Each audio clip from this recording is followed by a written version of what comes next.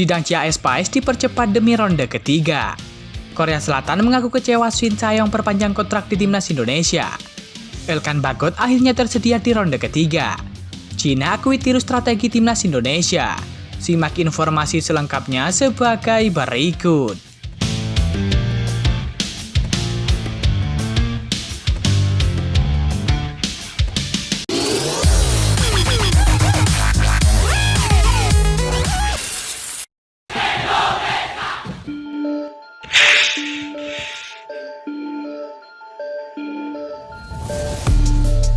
Kabar hangat datang dari perpanjangan kontrak pelatih timnas Indonesia Shin Tae-yong. Ya, media Korea Selatan turut memberikan respon soal perpanjangan kontrak Shin Tae-yong bersama timnas Indonesia. Federasi Sepak Bola Indonesia yakni PSSI resmi memperpanjang kontrak Shin Tae-yong pada Jumat 28 Juni 2024. Kontrak baru ini menjaga Shin Tae-yong sebagai pelatih timnas Indonesia hingga 2027. Namun kabar ini menjadi ratapan bagi media Korea Selatan yakni NetSport. Mustahil sudah bagi timnas Korea Selatan mendapatkan jasa pelatih Shin Tae-yong yang sudah memperbarui kontraknya di timnas Indonesia hingga 2027, tulis NetSport. Popularitas pelatih timnas Indonesia Shin Tae-yong di Indonesia sungguh di luar nalar. Sindrom serupa dialami pelatih Park Hang-seo yang memimpin Vietnam.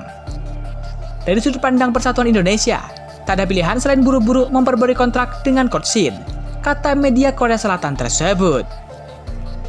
Pada akhirnya, pelatih Shin Tae-yong tetap bertahan di timnas Indonesia dan resmi tanda tangan kontrak baru dengan timnas Indonesia, tulis media Korea Selatan tersebut. Seperti diketahui, Shin Tae-yong sempat dikabarkan bakal menjadi pelatih timnas Korea Selatan. Pasalnya, kursi pelatih timnas Korea Selatan tengah kosong setelah KFA memecat Jurgen Klinsmann.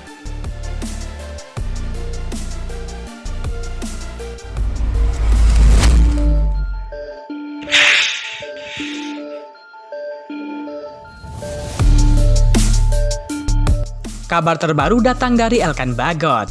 Ya, melesatnya prestasi timnas Indonesia tidak terlepas dari satu nama yang hingga saat ini masih dicari oleh masyarakat pecinta sepak bola Indonesia, yakni Elkan Bagot. Elkan Bagot merupakan seorang pemain sepak bola kelahiran 23 Oktober 2002. Elkan Bagot memulai debutnya bersama timnas Indonesia pada November 2021 lalu. Setelah Elkan Bagot kembali mencetak gol pada laga Malaysia versus Indonesia 2 tahun lalu lewat sundulannya. Namun nama Elkan Bagot semakin menghilang jelang kualifikasi Piala Dunia 2026. Pemain dengan tinggi kurang lebih 190 cm ini tentunya dicari oleh masyarakat yang menyukai sepak bola. Namun akhir-akhir ini menjelang semakin dekatnya kualifikasi Piala Dunia putaran ketiga, di mana timnas Indonesia berhasil menjadi salah satu negara Asia yang lolos. Rumor Elkan Bagot akan kembali bermain semakin terdengar. Pemain andalan dicari oleh masyarakat pencinta sepak bola ini. Meski tidak banyak bermain bersama dengan timnas Indonesia akhir-akhir ini, permainan apiknya bersama timnas Indonesia sudah mulai dicari. Asumsi liar pun bertebaran menyelimuti pemain ini. Jadi sebenarnya apa yang terjadi dengan Elkan Bagot? Banyak orang yang berspekulasi jika Elkan Bagot memiliki masalah dengan Shin Tae-yong. Namun statement ini tidak benar alias hoax. PSSI sendiri sudah membantah hal tersebut melalui sebuah postingan di beberapa media. Saya rasa hubungan Shin Tae-yong dan Elkan oke-oke saja. Ini soal pilihan pelatih saja, cocoknya di mana. Jadi pokoknya Elkan Bagot tersedia. Habis itu tinggal keputusan pelatih. Tinggal pelatih yang menentukan dia dibutuhkan atau tidak dibutuhkan. Tambah Arya Sinulinga.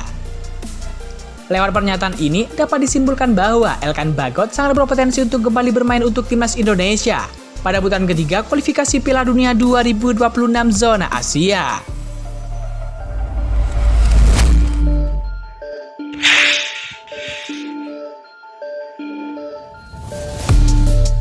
Kabar terbaru datang dari Martin Paes. Ya, menurut kabar yang beredar, proses CAS Martin Paes dikabarkan akan dipercepat. Seperti diketahui, proses CAS membutuhkan waktu setidaknya 6-12 bulan sejak pengajuan dilakukan. Lalu bagaimana dengan Martin Paes? Apakah masih bisa terkejar dan membela timnas Indonesia di ronde ketiga? Seperti diketahui, Martin Paes kini masih dalam proses pengajuan arbitrase di CAS. Namun agenda persidangan untuk menggugat statuta FIFA 2022 pasal 9 ayat 2 itu masih belum masuk dalam list of hires pada Juli 2024. Mengacu pada FAQ, CAS yang bermarkas di Swiss, proses pengajuan tersebut dapat dilakukan dengan terlebih dahulu mengirimkan permohonan ke kantor pengadilan CAS. Selanjutnya akan berlangsung proses korespondensi, di mana tergugat dan penggugat mengajukan balasan ke CAS. Bila pertukaran pernyataan tersebut telah dilakukan, barulah tergugat dan penggugat akan didengarkan keterangannya di hadapan persidangan. Penggugat dan tergugat lantas akan saling memberikan argumentasi dan mengajukan bukti untuk menguatkan dan meyakinkan hakim. Seluruh rangkaian sidang CAS sejak pengajuan dilakukan, kemungkinan besar akan memakan waktu antara 6-12 bulan. Prosedur bisa berlangsung antara 6-12 bulan.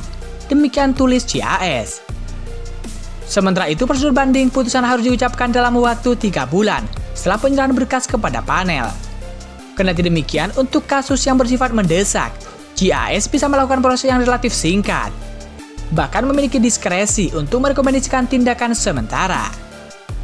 Dalam kasus yang mendesak, dan atas permintaan CAS dapat dalam waktu yang sangat singkat memerintahkan tindakan sementara atau menangguhkan pelaksanaan keputusan yang diajukan banding.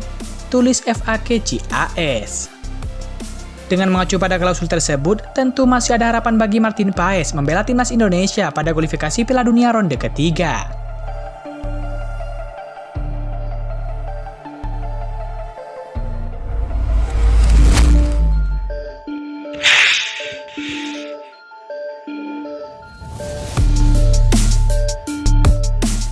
Kabar hangat datang dari rival timnas Indonesia, yakni timnas Cina.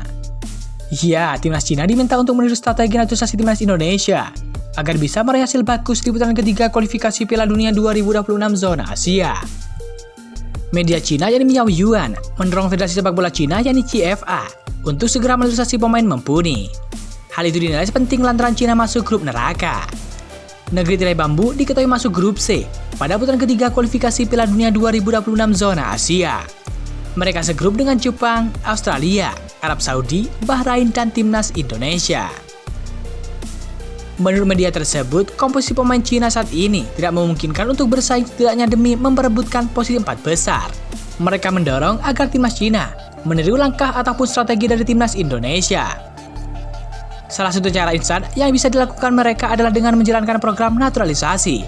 Strategi yang belakangan ini gencar dilakukan oleh timnas Indonesia. Di grup ini, Jepang, Australia, dan Arab Saudi akan menempati 3 dari 4 tim teratas.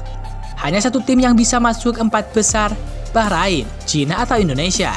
Tulis Miao Yuan. Jika Asosiasi Sepak Bola Cina ingin lolos ke babak playoff, mereka tidak punya pilihan selain bertaruh pada pemain naturalisasi baru, ucap media tersebut. Salah satu pemain incaran Cina untuk naturalisasi adalah Serginho. Gelandang serang asal Brazil itu yang saat ini bermain di Liga Super Cina bersama CC Yatai.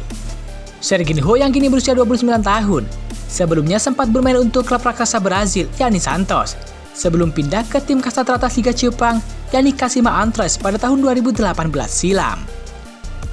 Sang pemain mulai bermain di Liga Super Cina pada awal 2020. Dia dibayar secara gratis oleh CC Yatai setelah kontraknya berakhir dengan Kashima Antlers.